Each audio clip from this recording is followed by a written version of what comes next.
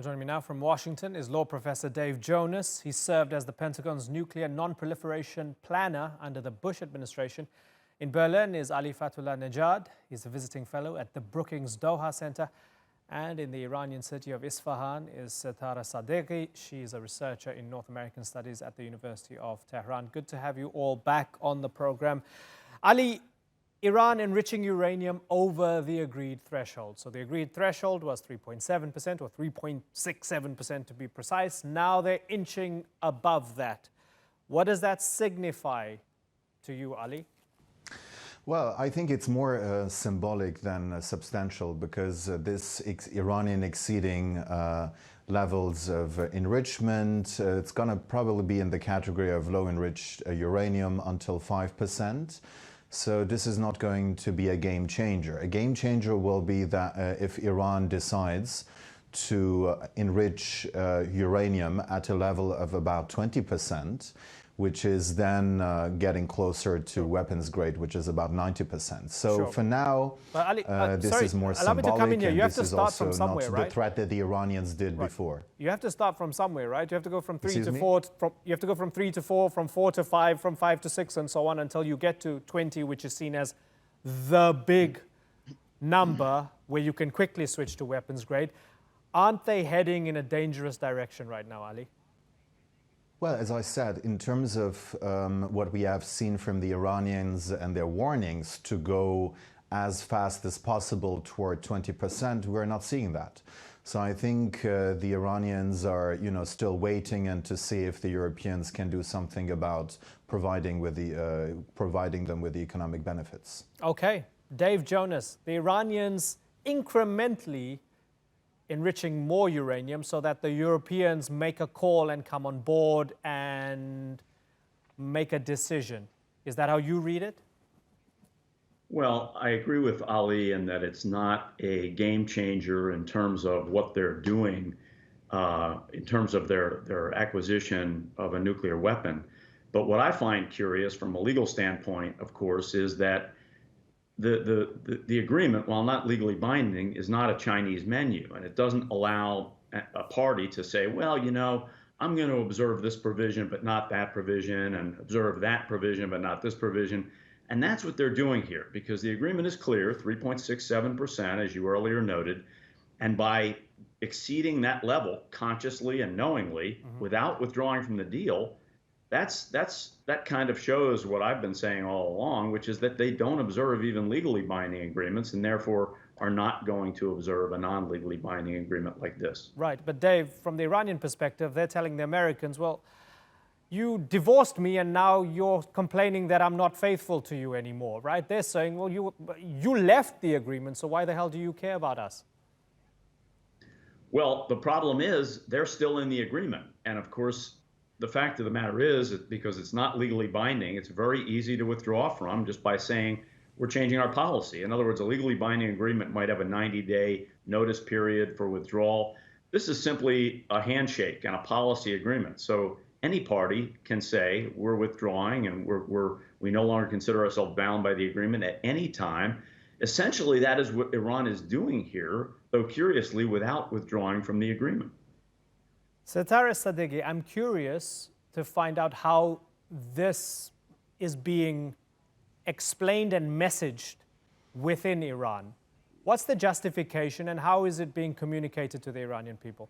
Well, first of all, it's been clear from the Iranian side and verified by the International Atomic Agency that the Iranian nuclear program has always been peaceful, and there is no evidence that Iran has ever pursued to develop nuclear weapons.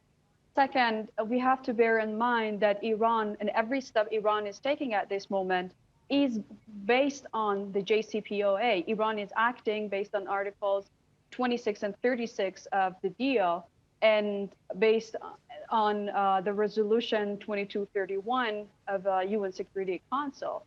So nothing that Iran has done so far is an act of breaching the agreement. But Setareh, 3.67 was a limit. That was an absolute limit, and that's been breached. And Iran is saying, yes, we're breaching it because you guys are not playing ball with us.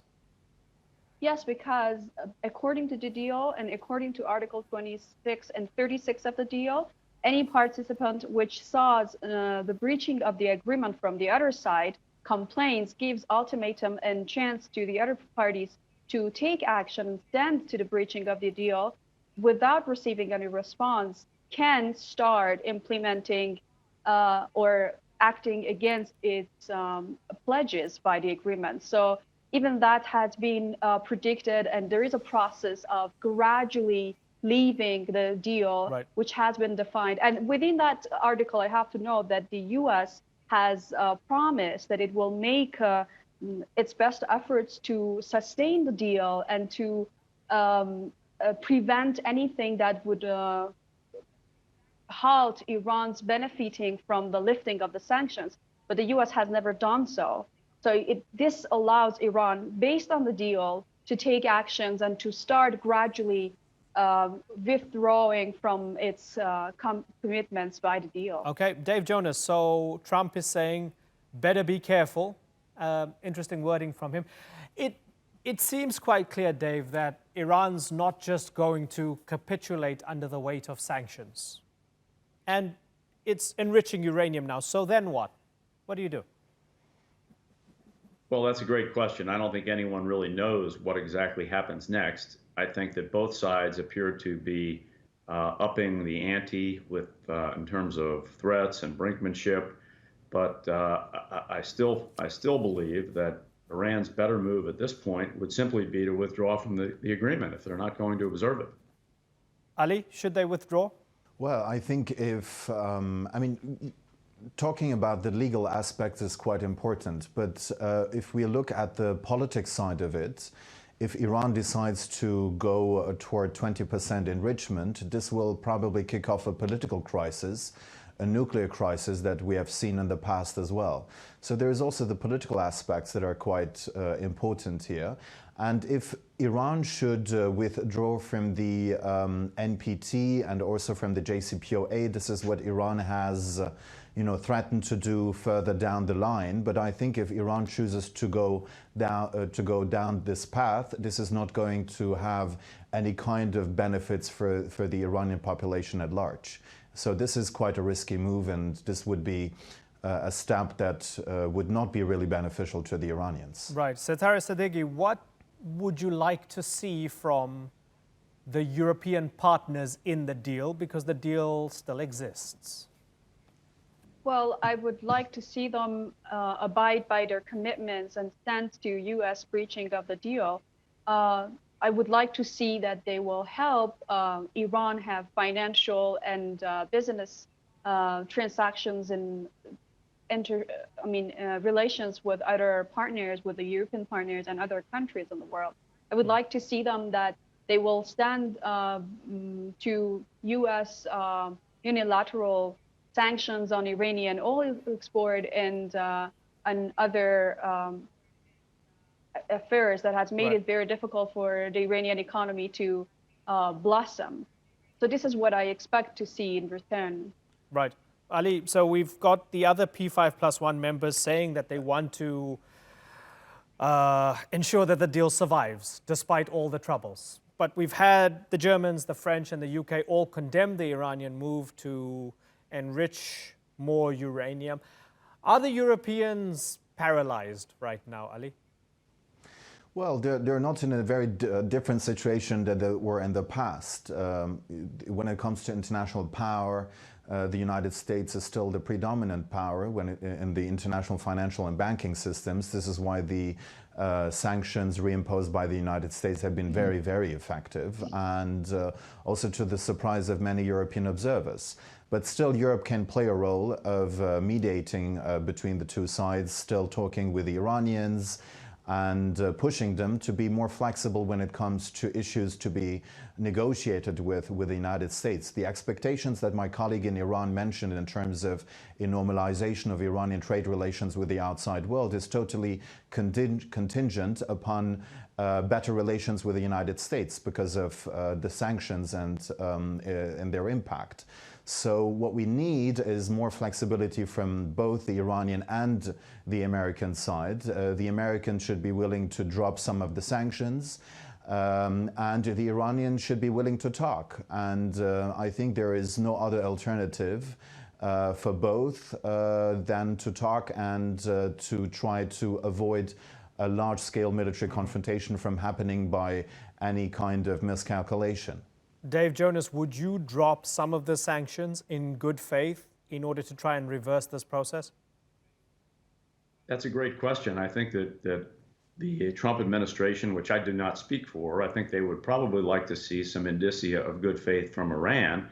And Iran's threatening its own European partners who are trying to support Iran and save the deal by threatening them and giving them essentially a 60-day window to help Iran in some way, or else threatening to perhaps ratchet up the enrichment level of uranium, is highly problematic and is really not a way to get the Europeans to do what Iran seems to want them to do.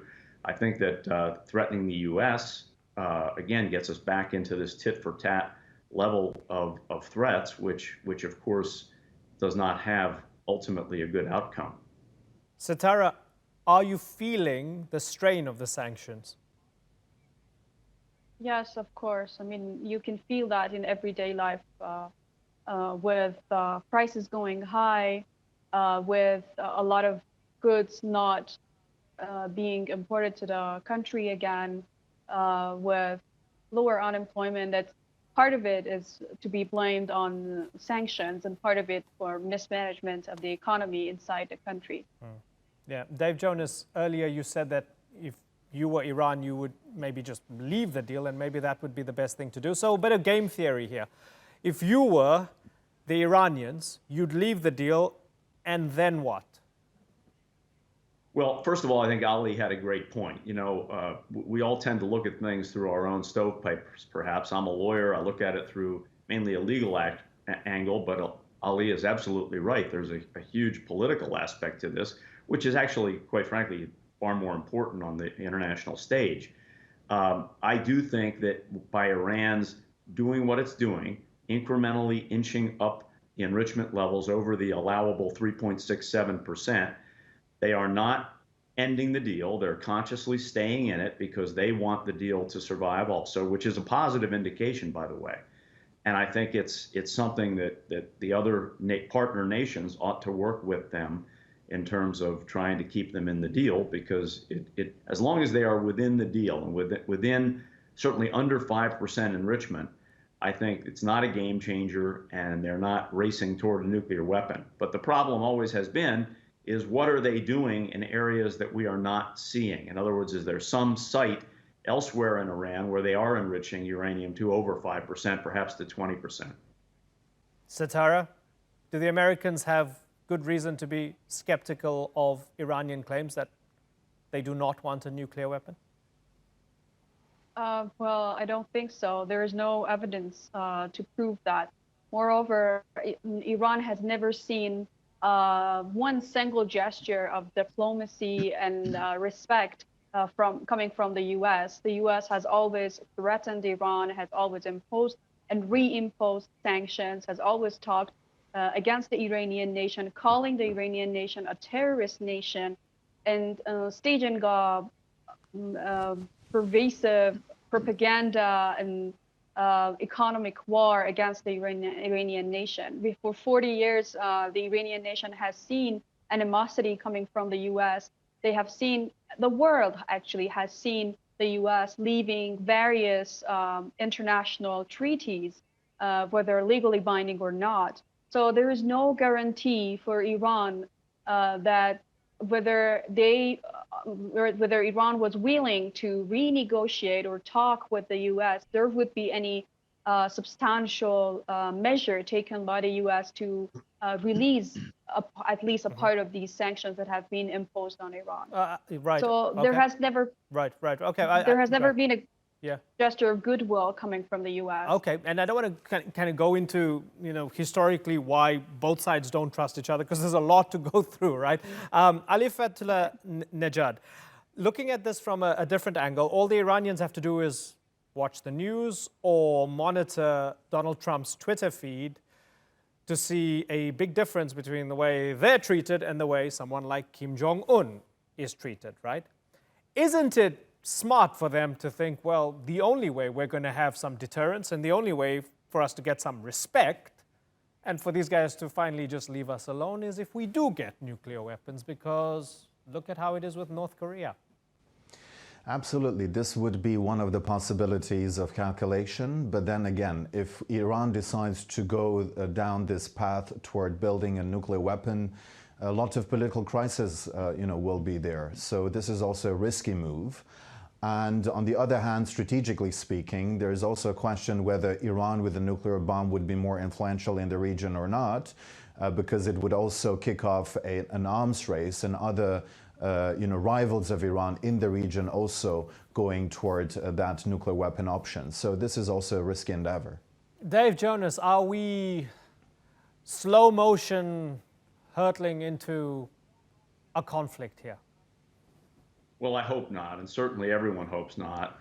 And indeed, if Iran does produce a nuclear weapon or obtain a nuclear weapon, regardless of its source, there are a number of other states in that region that have made plain that they would also obtain a nuclear weapons capability too. And that would, of course, be a rather nightmarish scenario for regional stability and perhaps even international stability.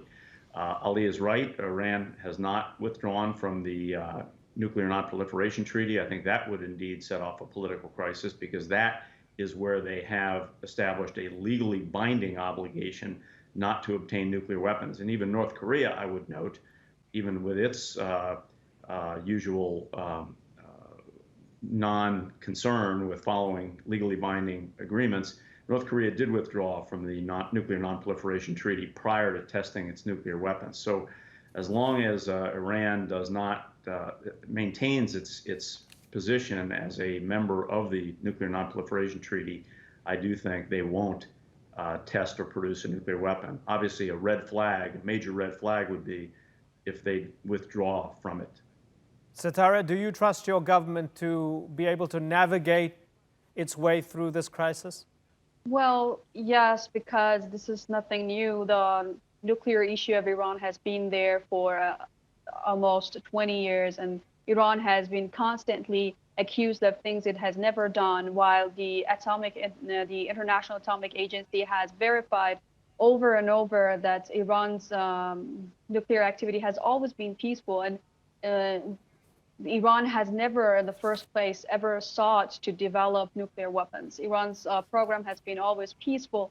And I think the government will yet again maybe restart their peaceful activities without going through dangerous paths that would signal the breaching of the NPT or any other international treaties. Okay, Setareh, Dave, and Ali, good to have you all back on the program. Talk to you soon. Bye-bye.